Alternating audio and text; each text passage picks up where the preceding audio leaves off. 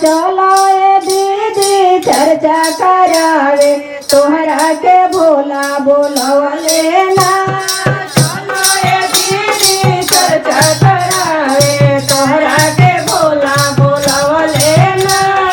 चलो ए बहिना चर्चा करावे तोहरा के भोला बोलवले ना।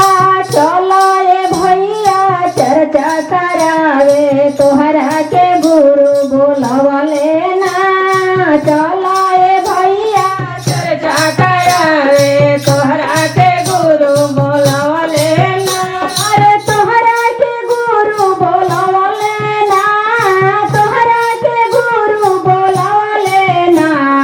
चलो ए दीदी चर्चा करावे तोहरा के भोला बोलवले ना।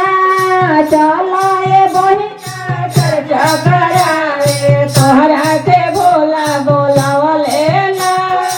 अपने जाले बसहा बैल पाय अपने जाले बसहा बैल पाय अपने जाले बसहा बैल पाय अपने जाले बसहा बैल पा बसहा बैल पाहो बसहा बैल पा बसहा बैल पाहो बसहा बैल बसहा बैल पाहो नंदी बैल पा बसहा बैल पाहो नंदी करा।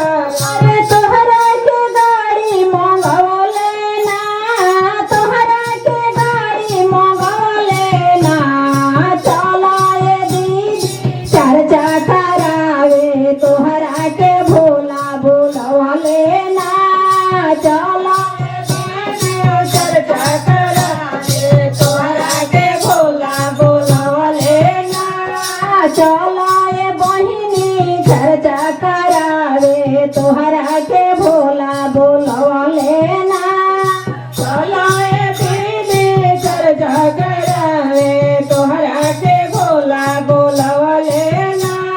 आय अपने खाले भंगिया धतुरावा अपने खाले भंगिया धतुरावा अपने खाले भंगिया धतुरावा अपने खाले भंगिया धतुरावा।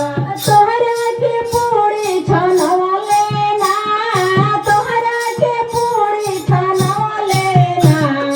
चलो ए दीदी चर्चा करावे तोहरा के भोला बोलवले ना।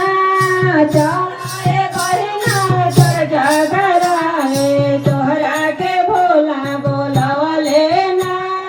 चलो ए भैया चर्चा करावे तोहरा के भोला बोलवले ना। चलो ए भैया चर्चा करावे तोहरा के भोला बोलवले ना।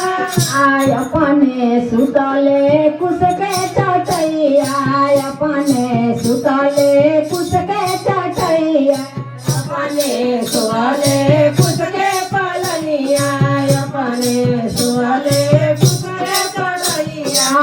कुश के चटैया हो कुश के चटैया कुश के चटैया हो कुश के चटैया कुश के चटैया हो कुश के चटैया।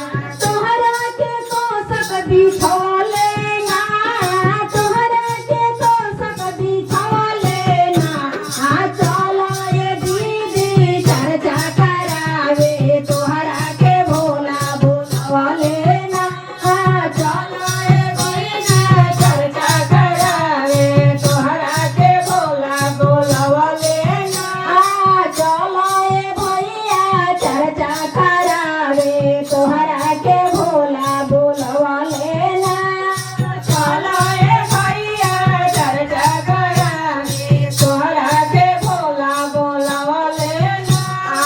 अपने पेन्हले मिर्गा के छाला अपने पेन्हले मिर्गा के छाला अपने पेन्हले मिर्गा के छाला अपने पेन्हले मिर्गा के छाला।